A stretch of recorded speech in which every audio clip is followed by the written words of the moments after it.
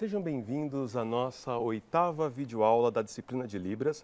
Hoje nós vamos continuar discutindo alguns mitos que as pessoas têm acerca das línguas de sinais.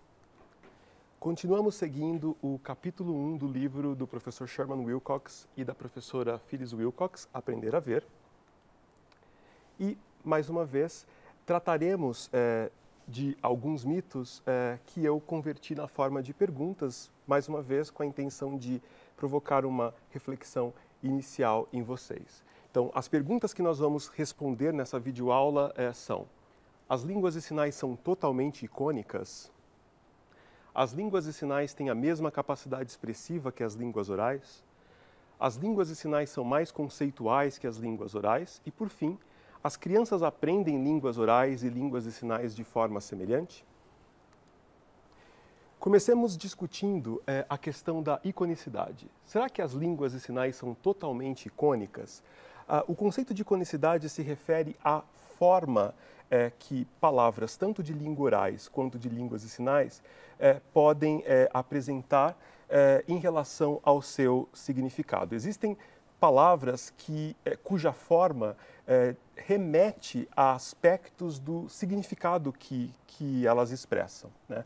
Em português, um exemplo de palavra icônica seria, por exemplo, seriam as onomatopeias, como tic-tac, né? A gente observa que a forma dessas palavras, os sons que aparecem na composição dessa palavra, não é arbitrária, não é aleatória, como, por exemplo, na palavra mesa, né? A gente não consegue estabelecer nenhuma relação entre os sons que compõem a palavra mesa e o conceito expresso por essa palavra. Entretanto, a gente consegue estabelecer essa relação quando a gente compara a forma da palavra tic-tac com o conceito que ela expressa, a que ela se refere.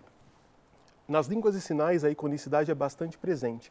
A gente observa que muitos sinais dessas línguas apresentam uma motivação, ou seja, a sua forma espelha alguma característica do seu referente, espelha alguma característica do seu significado. É exatamente isso que nós vemos nesse exemplo aqui, né? Em Libras, a palavra árvore é feita assim, tá certo? E vocês podem observar pelo diagrama que cada parte do sinal está relacionado com um aspecto do seu referente, né? A palma da mão se refere à copa da árvore, o antebraço ao tronco e a mão passiva, a mão não dominante, se refere ao solo. Como eu disse, a iconicidade está bastante presente na constituição do léxico, do vocabulário das línguas de sinais. Provavelmente as línguas de sinais são mais icônicas do que as línguas orais. A gente pode citar outros exemplos da Libras em que essa característica se manifesta. Vejam, no primeiro caso, nós temos o sinal de casa, cuja forma remete ao telhado. Logo no segundo, nós temos o sinal guarda-chuva, cuja forma remete à ação de abrir um guarda-chuva. Aqui embaixo nós temos o sinal de carro ou dirigir, cuja forma remete à ação de segurar o volante. E, por fim, nós temos o sinal de supermercado, cuja forma remete à ação de empurrar um carrinho de compras. Porém, mesmo com a existência de muitas palavras icônicas nas línguas de sinais, nós não podemos dizer que elas sejam totalmente, 100% icônicas. Por quê? Porque existem palavras nas línguas de sinais cuja forma não tem nenhuma relação, pelo menos aparente, com o significado que expressam. Vejam aqui alguns exemplos. A palavra porquê em Libras tem essa forma e a gente não consegue estabelecer nenhuma associação entre a forma da palavra e o significado que ela expressa, mesmo porque se trata de um conceito bastante abstrato, né? O mesmo em relação a evitar e combinar. Esse sinal combinar é usado para expressar, é usado em contextos do tipo, vamos combinar uma festa, enfim, um encontro. Não é o combinar, por exemplo, de a camisa combina com a calça. Essa é um bom exemplo que mostra que Libras e português são sistemas diferentes porque não existe uma relação de um para um em suas palavras. Em português a gente tem a palavra combinar, que é usada em contextos mais amplos, e em Libras a gente tem duas palavras para combinar, usadas em contextos mais específicos.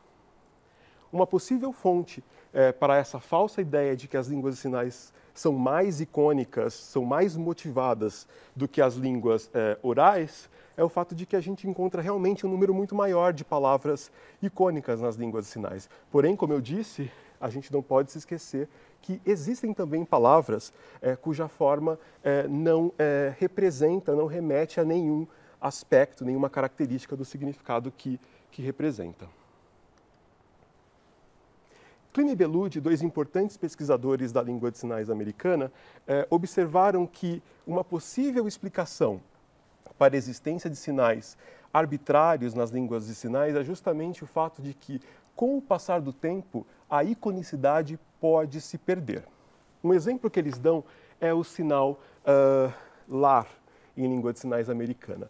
Originalmente, etimologicamente, esse sinal era um composto formado a partir dos sinais comer, em língua de sinais americana, e dormir. Então, esse sinal, originalmente, etimologicamente, era assim. Com o passar do tempo, esse sinal foi sofrendo transformações na sua forma. E, atualmente, os surdos norte-americanos expressam o conceito de lar por meio desse sinal. Ao olhar para um sinal como esse, certamente vocês não conseguem também estabelecer uma relação entre a sua forma e o conteúdo, o significado que ele expressa, de maneira que certamente vão considerá-lo um sinal arbitrário, tal como o consideram os surdos norte-americanos, né? Então a gente observa que é possível que a iconicidade que se manifesta na origem de uma palavra, com o passar do tempo, se perca. Isso acontece na língua de sinais americana e também aconteceu na Libras, né?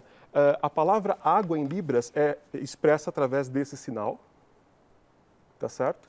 Que certamente não tem nenhuma motivação com a forma, com a substância, a água, enfim. A gente não consegue estabelecer essa relação de motivação. Porém, se a gente estudar a história dessa palavra, a história desse sinal, como fez a pesquisadora surda Diniz, a gente vai descobrir que, originalmente, essa palavra também era um composto, formado a partir de copo e beber. Com o passar do tempo, essas palavras foram se fundindo e se transformando na forma como os surdos expressam o conceito de água hoje. As línguas de sinais têm a mesma capacidade expressiva que as línguas orais? Ou seja, será que é possível usar as línguas de sinais para falar dos mesmos temas que a gente pode discutir em línguas orais? A resposta é sim. Toda essa disciplina que nós estamos fazendo aqui, que aborda uma variedade de temas, nós já discutimos história, política, cultura surda, estamos agora adentrando a área da linguística, das línguas de sinais. Todos esses temas, que variam em grau de complexidade e de, enfim, poderiam estar sendo discutidos por meio da Libras, porque a Libras é uma língua que, enfim, tem a mesma capacidade expressiva que o português. Uma forma de exemplificar isso é através do sinal da palavra do português reflorestamento, que, embora não tenha um correspondente exato em Libras, pode ser expresso, na verdade, o conceito expresso por esse vocábulo, por essa palavra do português, pode ser expressa por meio de outros recursos da língua de sinais. Ou seja, o fato de a língua de sinais não ter uma palavra para expressar um determinado conceito não a impede de expressar esse conceito fazendo uso de outros recursos que ela tem. Uma possível fonte para essa falsa ideia, para esse mito a respeito da incapacidade das línguas de sinais de expressarem quaisquer conceitos está relacionado com essa ideia de que as línguas de sinais não são línguas naturais, né? São sistemas rudimentares de comunicação incapazes de desempenhar o mesmo papel que a língua falada. Além disso, como eu disse, as línguas de sinais, sobretudo a Libras, não dispõem de muitas palavras que já existem, né? Palavras correspondentes a palavras que já existem no português. E por essa razão as pessoas podem acabar achando que a Libras é inferior, que ela é primitiva, ou que ela é pouco desenvolvida. A primeira coisa que nós precisamos levar em consideração para rebater uma falsa ideia como essa é justamente o fato de que Libras e português são sistemas linguísticos diferentes. E justamente por isso, elas não precisam exibir exatamente as mesmas propriedades. Então, não é porque eu tenho uma palavra reflorestamento em português que necessariamente eu tenho que ter uma em Libras. Isso seria o caso se Libras fosse uma representação gestual, manual do português, mas nós vimos que não é isso que acontece. Libras é um sistema linguístico independente, então não há por que esperar que Libras tenha todos os recursos que português tem. Nós também precisamos levar em consideração que, até pouco tempo, os surdos brasileiros estavam excluídos de uma série de espaços, como, por exemplo, a universidade. Né? O fato de os surdos viverem nessa exclusão social e educacional impediu que eles tivessem a chance de desenvolver palavras para se referir a vários conceitos expressos por palavras já bem cristalizadas no português, né? Mas com o ingresso de surdos na universidade, com o ingresso de surdos em diferentes campos, certamente isso vai começar a mudar, porque a Libras é uma língua e, como tal, ela é plástica e ela é capaz de, enfim, se adaptar aos diferentes contextos, às diferentes necessidades que os seus usuários tenham. As línguas de sinais são mais conceituais do que as línguas orais? Na verdade, essa pergunta não faz muito sentido, porque todas as línguas são conceituais. As línguas são instrumentos que nós usamos para expressar conceitos. O que, na verdade, a gente observa é que as línguas variam em relação à forma como agrupam os conceitos que expressam. Algumas línguas tendem a apresentar menos conceitos por palavras do que outras. Se nós tomarmos alguns exemplos da língua de sinais americana, nós veremos mais claramente essa distinção. Numa mesma língua, a gente pode encontrar palavras monomorfêmicas, ou seja, palavras que apresentam uma única unidade de sentido, de significado, como o sinal chinês ou o sinal gostar, mas também podemos encontrar na língua de sinais americana sinais plurimorfêmicos, ou seja, sinais que reúnem um número maior de conceitos. Nesse sinal em específico, a gente observa que a sua tradução para o português representa uma frase, porque em português nós não temos uma palavra que reúna tantos conceitos ao mesmo tempo. O sinal é produzido dessa forma e ele significa eu estou olhando para uma terceira pessoa por muito tempo. Todas essas informações estão sendo dadas pela forma do sinal. A orientação da mão indica quem está olhando, no caso eu. A direção dos meus dedos indica para quem eu estou olhando, para uma terceira pessoa. A forma da mão indica que a ação, a atividade é olhar e não uma outra coisa. E o formato do movimento indica que essa ação, essa atividade está acontecendo por bastante tempo. Então vejam que essa é uma possibilidade que a língua de sinais americana permite, mas que o português e o inglês não. Tanto que a tradução desse sinal para uma dessas línguas vai acabar resultando em uma frase e não numa única palavra. Por fim, as crianças aprendem línguas orais ou línguas de sinais de forma semelhante? As pesquisas indicam que sim. É importante fazer uma ressalva. A maior parte das crianças surdas nascem em famílias ouvintes, ou seja, famílias que não sabem língua de sinais. No caso dos surdos brasileiros, famílias que falam o português. Nessas situações, as crianças surdas são privadas de ter exposição a uma língua de sinais, tal como uma criança ouvinte teria exposição à língua portuguesa, né, por meio das interações com seus pais que falam essa língua. Os estudos sobre a aquisição de língua de sinais são feitos considerando surdos em situações ideais, que são justamente as exceções na comunidade surda, que são aqueles surdos filhos de pais surdos e que, portanto, têm a possibilidade de ter contato com a língua de sinais desde o nascimento. O que esses estudos mostram é que crianças surdas em contato com a língua de sinais desde o nascimento se desenvolvem linguisticamente de forma análoga às crianças ouvintes. Ou seja, elas passam por uma fase inicial de balbucio, que é seguida por um estágio em que elas produzem enunciados com uma única palavra, que, por sua vez, é seguido por um estágio em que ela produz 2 sinais e a complexidade vai aumentando com o passar do tempo, até que, lá pelos 5 anos, as crianças já dominam a gramática básica da língua de sinais que estão adquirindo.